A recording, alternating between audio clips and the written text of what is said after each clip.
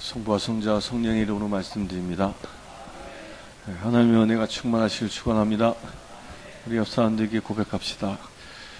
당신은 경건하십니다. 시작.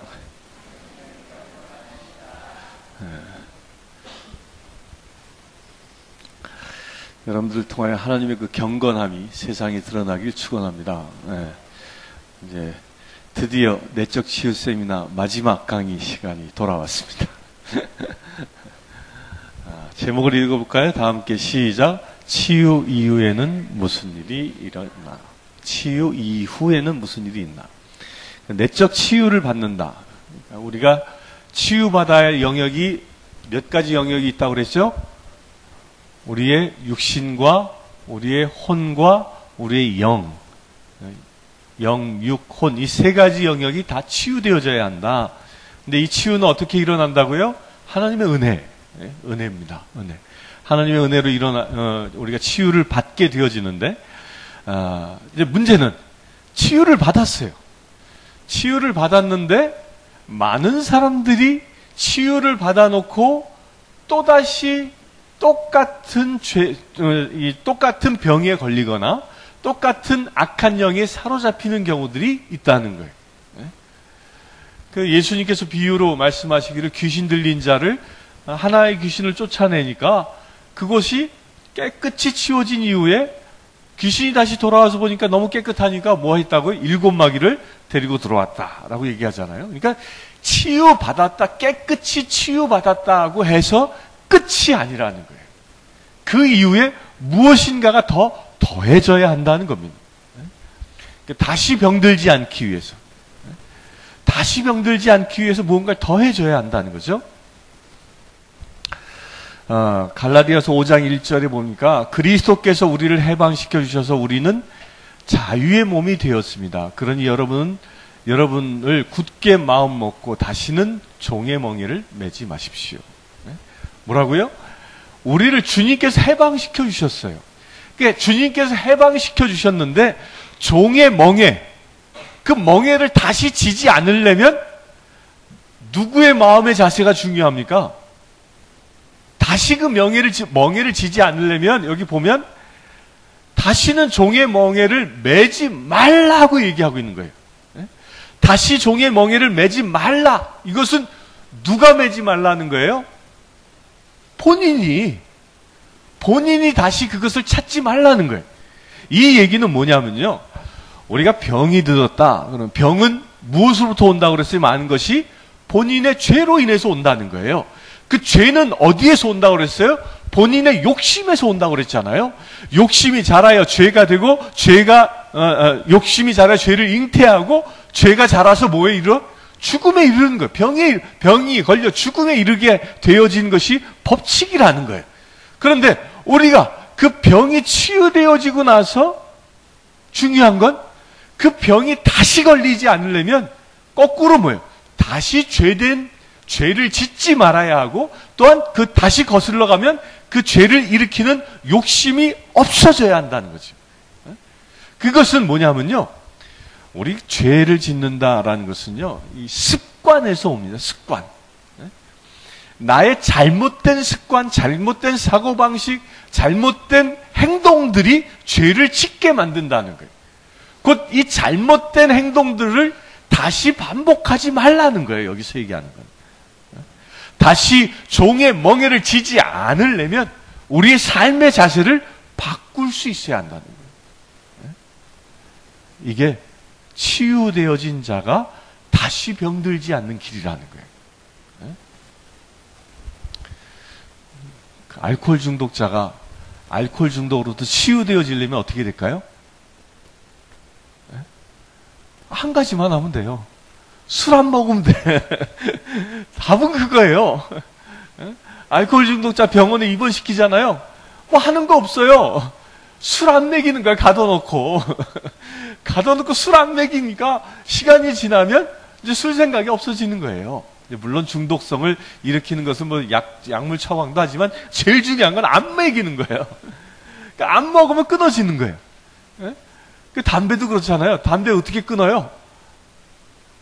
뭐 금연치 붙이고 뭐 이런 거 다 소용없어요. 안 피면 되는 거예요. 안 피면. 안 피는 순간 끊어지는 거잖아요. 그런데 문제는 뭐예요? 그 모든 것을 끊고 나서 왜 다시 돌아갑니까? 다시 하니까. 알코올 중독자가 왜 다시 알코올 중독이 됩니까? 다시 마시니까. 이게 다시 옛 습관으로 돌아감으로 인해서 병이 다시 생긴다는 거예요. 이것을 끊으라는 거예요. 따라서 이것을 끊는 길은 하나님의 은혜가 내게 주어지면 끊지요. 이게 아니라는 거예요. 어떤 사람 그런 얘기를 해요.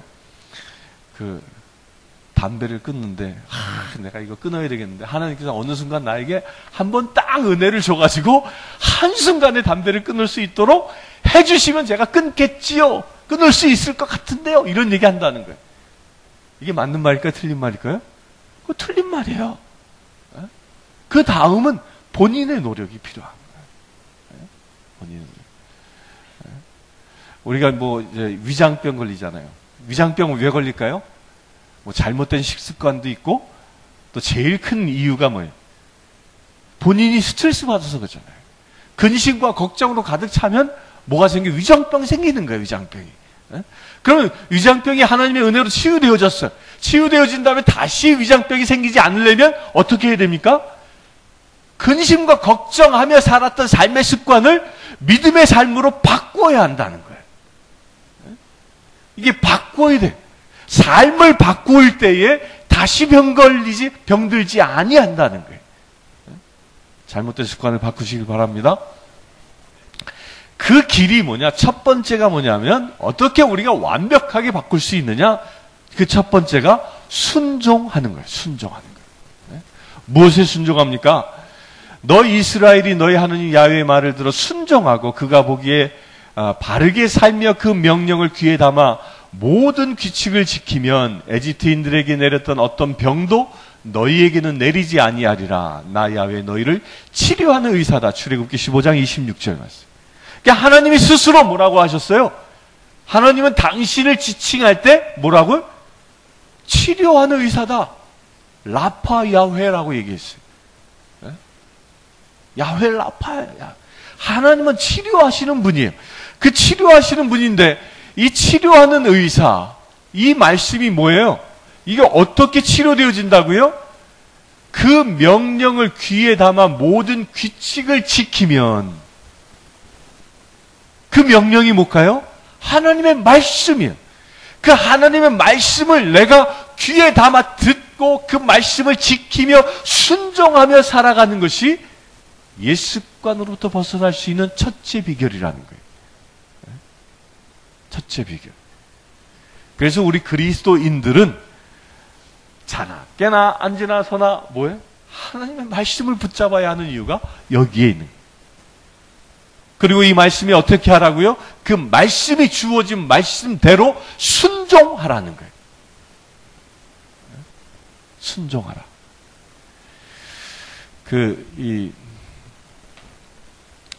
제가 예전에 뇌경색 걸려가지고, 뇌경색 걸리고 나서 판정 받은 게 뭐냐면, 이제 의사가 하는 얘기는, 먹지 말라는 게 이렇게 많어. 소고기 먹지 마라. 기름진 음식 먹지 마라. 먹지 말라는 게 너무 많은 거예요. 근데 그게 다 뭐냐? 제가 좋아하는 것들이야. 좋아하는 거예요. 그래서 이제, 먹지 말아야지 하고 딱 끊었어요.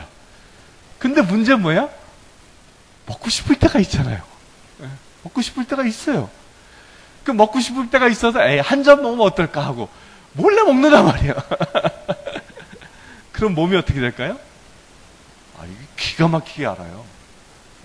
의사가 먹지 말라는 거 내가 맛있게 먹고 나잖아요.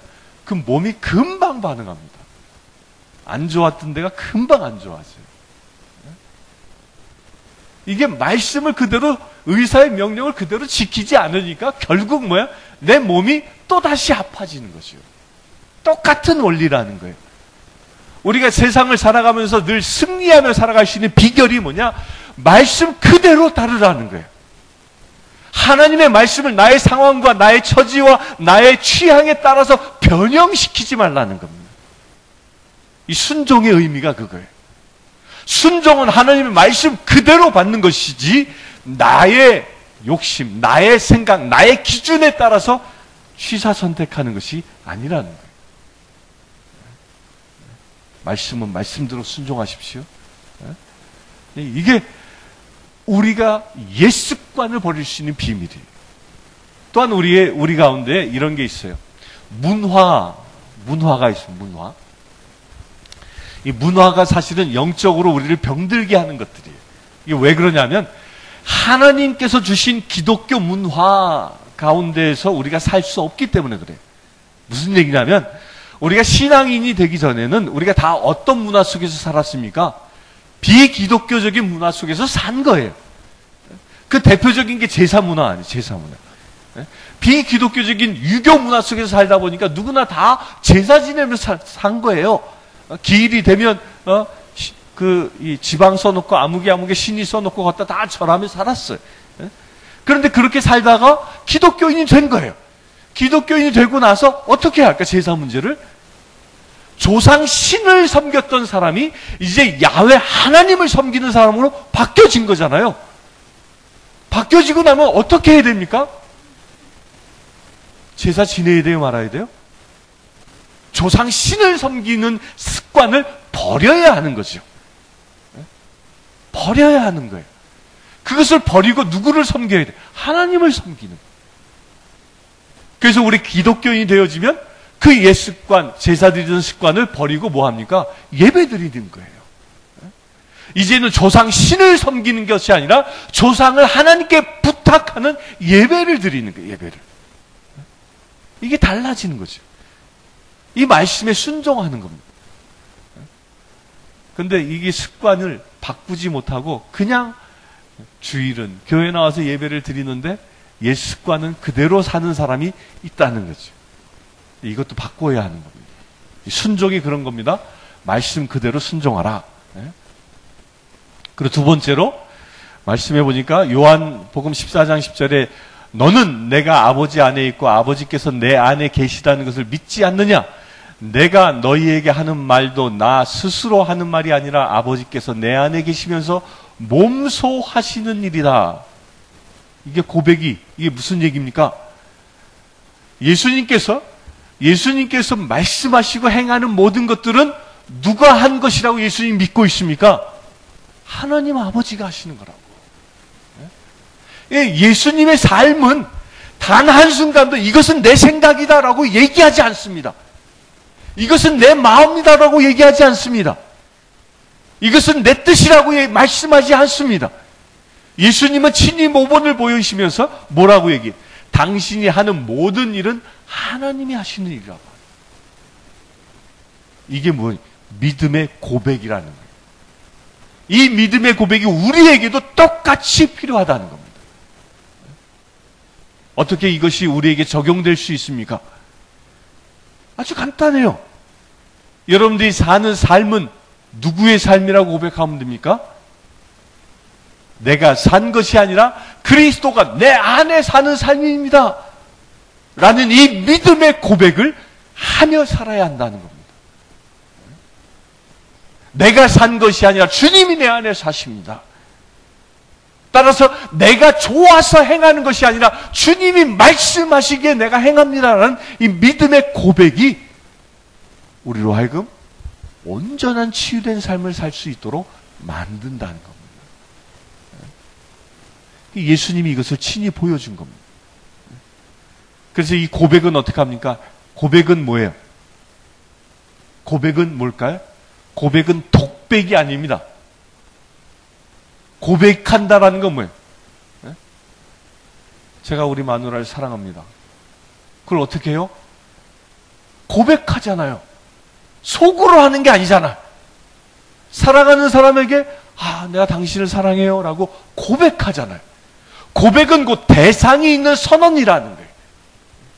마찬가지로 이 하나님을 향한 내 안에 내가 산 게 아니라 그리스도가 내 안에 산다라는 이 고백은 하나님께로도 하겠지만 나의 형제 자매들에게도 늘 선포하며 고백해야 한다는 거예요. 누군가가 날 유혹할 수 있습니다. 누군가가 나를 죄된 자리에 데려갈 수 있습니다. 누군가가 나로 하여금 죄를 지을 수 있도록 유혹할 수 있습니다. 그럴 때마다 우리가 어떻게 해요? 고백하라는 거예요. 그들에게 고백하라는 거예요. 나는 그리스도인입니다. 그렇기 때문에 내가 사는 것이 아니라 주님이 내 안에 사는 자입니다. 그러기에 내가 죄된 자리에 갈 수 없습니다라고 선언하라는 겁니다. 누구에게 고백합니까? 내 주변인들에게. 그래서 우리 그리스도인들은 구별된 자라고 얘기하는 거예요. 감추어져 있는 자가 아닌 겁니다. 이 고백하는 자를 통하여 주님의 그리스도의 빛이 발하여지는 것입니다. 그래서 예수님은 뭐라고 얘기하셨어요? 너희는 세상의 빛이다 라고 얘기합니다. 빛은 감추어지는 것이 아니죠. 등경을 대박으로 덮어놓는 자가 없다고 얘기하잖아요. 드러나는 거예요. 그 드러나는 것이 어떻게 드러나요? 고백함으로 드러나는 거예요. 고백함으로. 고백하지 않는 믿음의 삶을 보고 뭐라고 해요? 술에 술 탄 듯 물에 물 탄 듯. 이건 사단이 갖고 놀기 딱 좋은 사람. 이래도 흥 저래도 흥. 고백하십시오. 철저하게 하나님은 내 안에 하나님이 살아계십니다라고 선포하십시오. 우리가 이것을 선포하면 이 선포를 통하여 뭐야? 사단이 떠나가는 겁니다. 나를 다시 유혹하려고 나를 정탐하려고 들어왔던 그 사단이 이 고백을 통하여 떠나간다. 이것을 믿음으로 선포하십시오. 그러면 치유되어지는 것이 순서가 있죠. 순서가 있는데 그 첫째가 뭐예요? 우리가 뭔가 필요를 느끼는 거예요. 내가 병이 들었습니다. 그럼 병이 치유에 대한 필요가 생기게 되는 거죠. 그 필요가 내 안에 생겼을 때 하나님께서는 어떻게 해요? 하나님은 그 필요를 공급하기를 예정하신다. 우리를 하나님이 어떻게 해요? 눈동자처럼 살피신다 그랬잖아요. 그 우리의 상태를 누가 잘 알고 계십니까? 하나님이 알고 계신 거예요. 그런데 그 하나님이 알고 계신데 그 하나님이 알고 계신 걸로 끝나는 거냐? 그렇지 않다는 거예요. 아, 우리 영준이가 무엇을 위해서 필요를 어떠한 필요가 생길 텐데 그것을 나에게 구하겠지? 그러면 그것을 어떻게 응답해 줄까라고 공급해 주실 것을 미리 예비하신다는 거예요. 그리고 나서 두 번째로 우리가 나의 그 필요를 소원으로 담아 기도하면 하나님은 어떻게 일하시냐면 약속되었으나 잠재적이다. 이게 무슨 얘기냐면요. 우리가 기도하면 하나님이 약속하신다는 거예요. 그래, 네가 기도했으니까 내가 응답해 주지. 그런데 그 응답의 속도는 잠재적이다는 거예요. 바로 나타나지 않는다는 거예요. 왜 그러냐면 여기에 믿음의 고백을 주님이 듣길 원하시는 거예요. 이건 뭐와 같냐면요. 이런 거예요. 여러분들이 소원을 하나님께 드릴 수 있죠. 기도할 수 있죠. 기도하십니까? 기도 다 했어요. 기도 열심히 했어요. 하나님, 우리 서우가 이제 태어났는데요. 하나님, 이 아이가 병들지 않게 하시고 이 아이에게 청명과 지혜를 더하여 주시고 이 아이가 세상을 밝히는 빛이 되게 해주십시오라고 기도를 딱 했어. 딱 하고 나서 났는데 금방 또 전화가 띠리리 누구한테 오는 거야. 누구한테 오는데 우리 서우와 비슷한 또래 아이가 병이 들었대. 무슨 전염병이 들었대. 그런 염려의 소리가 딱 듣는 순간 우리 서우 엄마가 우리 애도 이렇게 병이 걸리면 어떡하지? 기도 분명히 해놓고 의심할 수 있다는 거예요. 그 의심하는 순간 뭐예요? 실제적으로 일하실 하나님의 일하심이 날아갈 수 있다는 거예요. 그래서 우리가 기도하면 믿음으로 선포하라. 믿음으로 선포하면 잠재적인 응답 자체가 내 안에 잠복적인 응답으로 바뀐다는 거예요. 그래서 믿음의 고백이 중요해요. 여러분들 기도한 다음에 사단이 우리가 바친 하나님의 기도를 빼앗아가기 위해서 이 믿음의 고백을 쪼아가려고 하는 거예요. 야, 너 그거 진짜 믿냐? 네가 그렇게 기도해놓고 너 믿냐? 너도 못 믿잖아! 막 이렇게 나로 하여금 의심케 하는 거죠. 이게 사단의 전략이라는 거예요.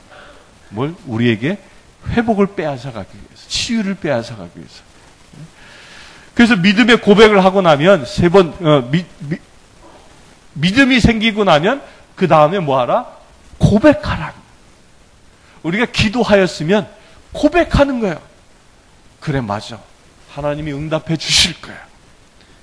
가장 좋은 때에 가장 좋은 것으로 나에게 응답해 주신다라는 믿음의 선언을 하라는 겁니다. 이 믿음의 선언을 할 때 무슨 일이 일어납니까?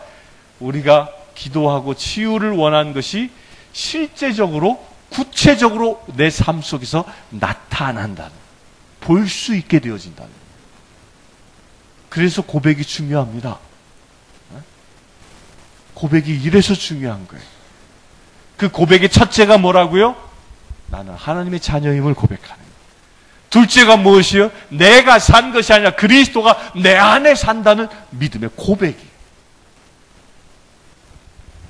나는 세상을 밝히는 빛된 자녀라는 이 고백, 나는 구별된 자라는 이 고백, 이 고백을 통하여 하나님이 일하시는 것입니다.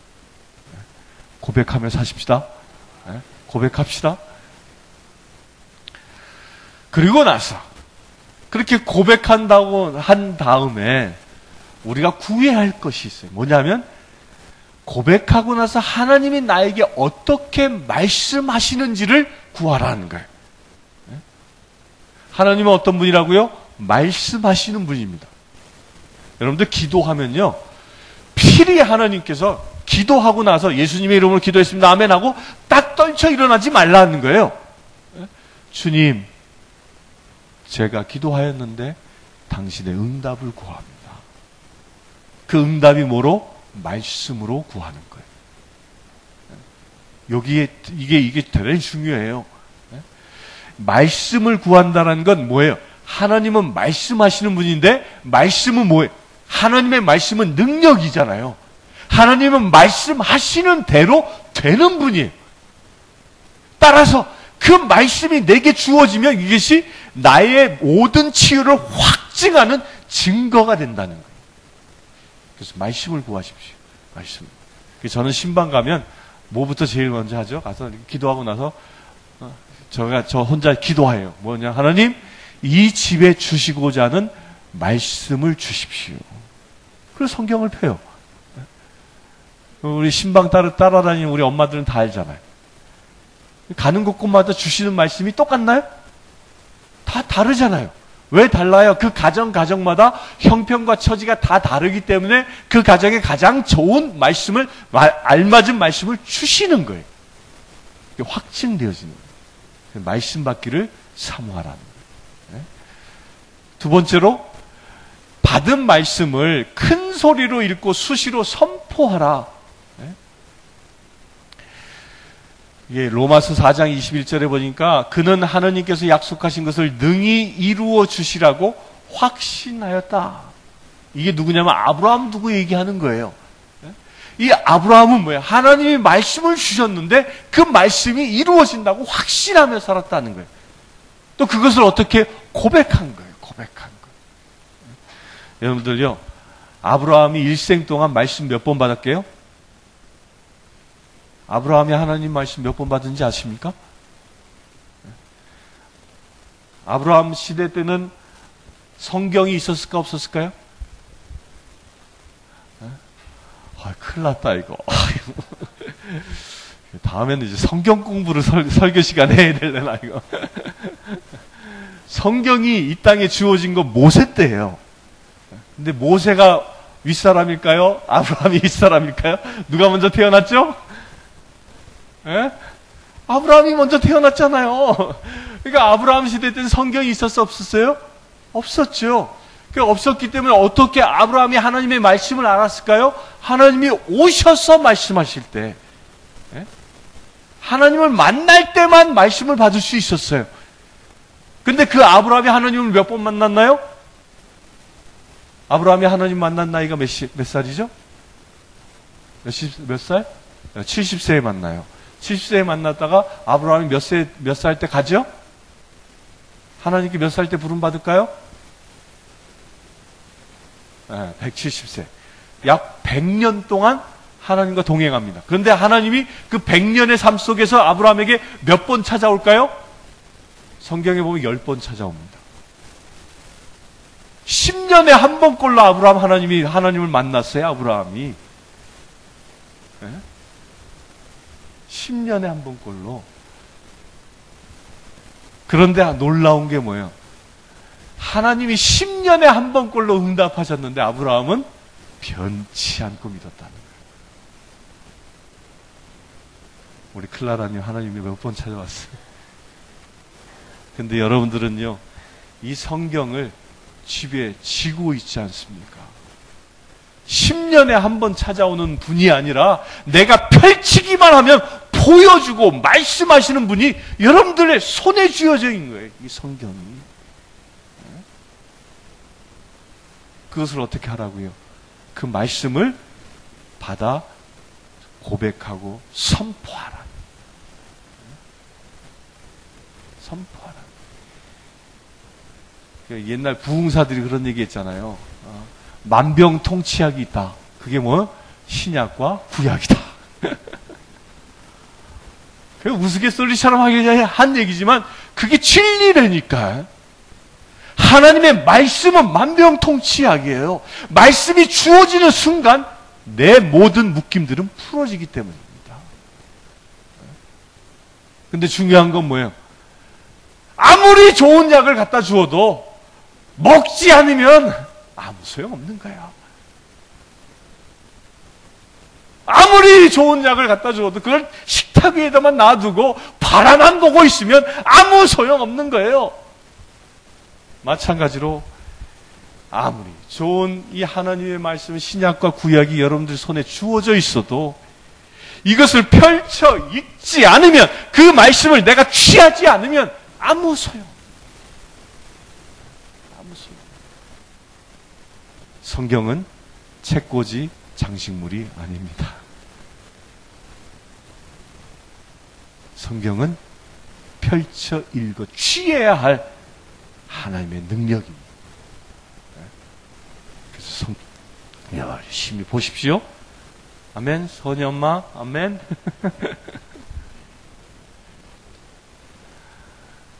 세 번째로 믿음의 고백을 견지하라. 이게 뭔 얘기야? 히브리서에 보니까 우리에게는 하늘로 올라가신 위대하신 대사제이시며 하나님의 아들이신 예수가 계십니다. 그러므로 우리는 그분에 대한 신앙을 굳게 지켜라. 믿음을 견지하라. 굳게 지켜라. 믿음을 흔들리지 말라는 거예요. 하나님께서 말씀을 주셨으면 사단이 그 다음에 유혹하는 게 뭐예요? 될까? 정말 될까? 정말 이 말씀이 내 안에 실제가 될까라고 의심하는 영을 사단이 우리에게 부어줍니다. 그래서 거절하는 거예요. 한 번 말씀을 받았으면 이 말씀은 반석처럼 내 삶 가운데 자리 잡아야 한다는 거예요. 말씀대로 이루어지는 것을 믿으십시오. 그리고 뭐하라?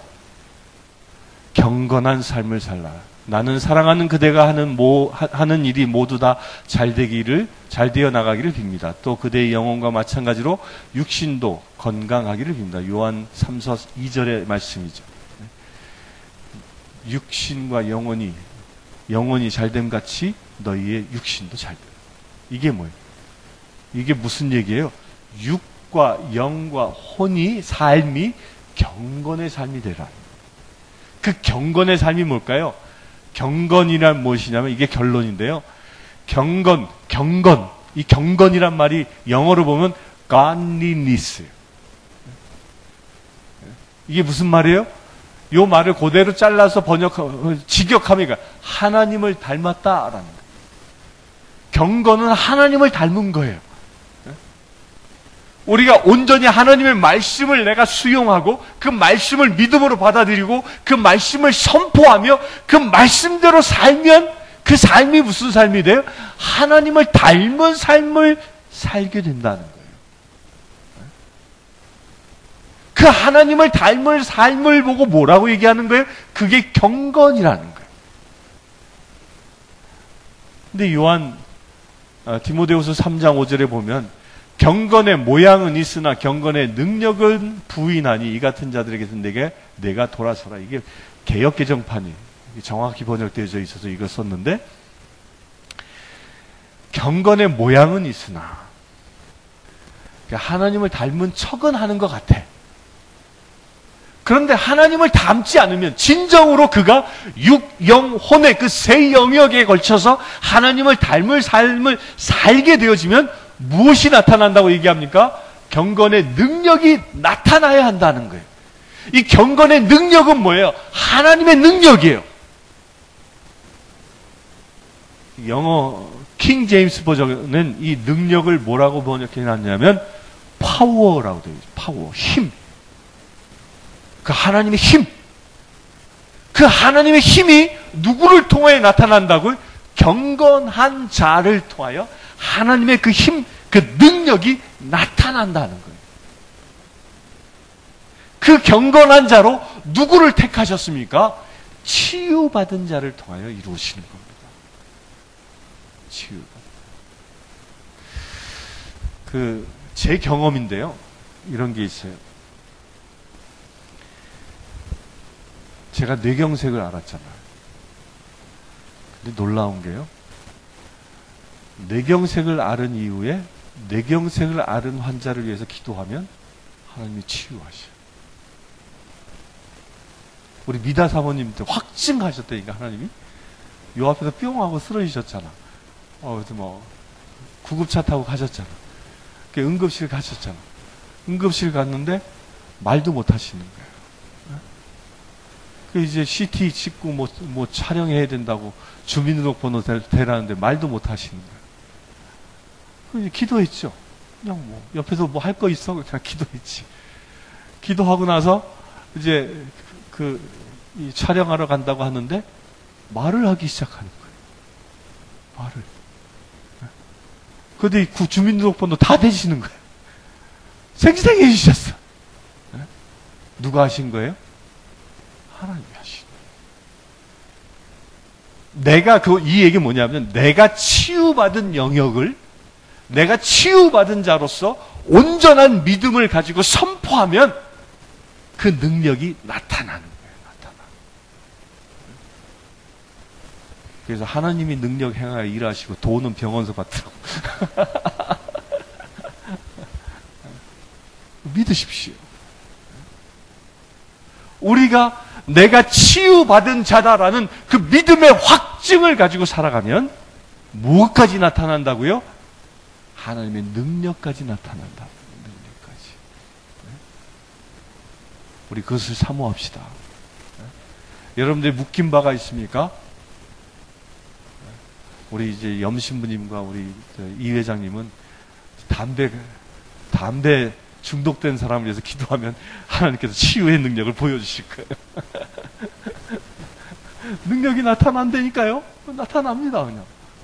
하다못해 끊고 싶은 마음이 막 절로 생기기도 하고 그런다니까요. 아멘.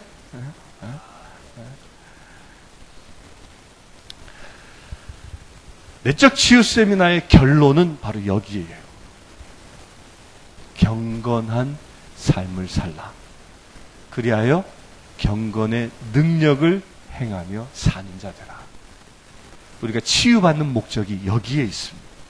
치유되어지는 목적은 나 하나 나의 문제만을 해결하기 위해서 하나님께서 치유하는 것이 아니라, 나를 통하여 내가 가졌던 동일한 문제를 가지고 있는 사람들에게 치유의 능력을 행하는 자로 세우기 위하여 여러분들을 치유하시는 것입니다.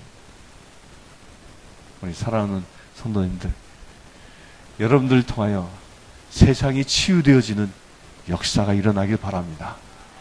그래, 여러분들을 통하여 하나님의 그 경건의 능력이 세상을 치유하는 귀한 믿음의 지체 되시를 주의 이름으로 축원합니다. 성부와 성자와 성령의 이름으로 말씀드렸습니다.